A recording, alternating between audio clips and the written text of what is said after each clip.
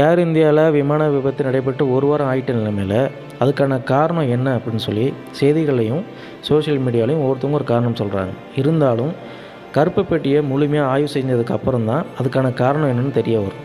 இப்போ சிக்கல் என்ன அப்படின்னு சொன்னால், அந்த கருப்பு பெட்டியோட மேற்பகுதி சேதமடைஞ்சிருக்கிறதுனால இந்தியாவில் அதோடைய தரவுகளை பிரிச்செடுக்கிறது சாத்தியமற்றது அப்படின்னு சொல்லி அதிகாரிகள் தெரிவிச்சிருக்காங்க. சர்வதேச விதிமுறைப்படி ஒரு விமான விபத்து எந்த நாட்டில் நடக்குதோ அந்த நாட்டோட விசாரணை அமைப்பான விமான விபத்து புலனாய்வு பணியகம், அதாவது ஏஐபி அப்படின்னு சொல்லுவாங்க, அவங்க தான் அந்த விபத்து குறித்து விசாரிக்கணுமா. இப்போ அந்த அதிகாரிகள் என்ன சொல்கிறாங்க அப்படின்னு சொன்னால், நம்ம இந்தியாவில் ஏஐபி எங்கே இருக்குது அப்படின்னு சொன்னால் டெல்லியில் இருக்குது அந்த ஆய்வகம். என்ன தான் இந்த ஆய்வகம் இருந்தாலும் ஒரு கருப்பு பெட்டி சேதமடைஞ்சு அந்த தரவுகளை பிரிச்செடுக்கிற அளவுக்கு இந்த ஆய்வு தயார் செய்யப்படலை.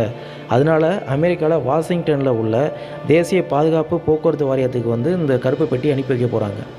இப்போ அதனால் என்னென்னா, அந்த அமெரிக்காவில் உள்ள தேசிய பாதுகாப்பு போக்குவரத்து வாரியத்தோட குழு இந்தியாவுக்கு இந்திய அதிகாரிகளோட மேற்பார்வையில் அமெரிக்காவுக்கு கொண்டு போகிறாங்க.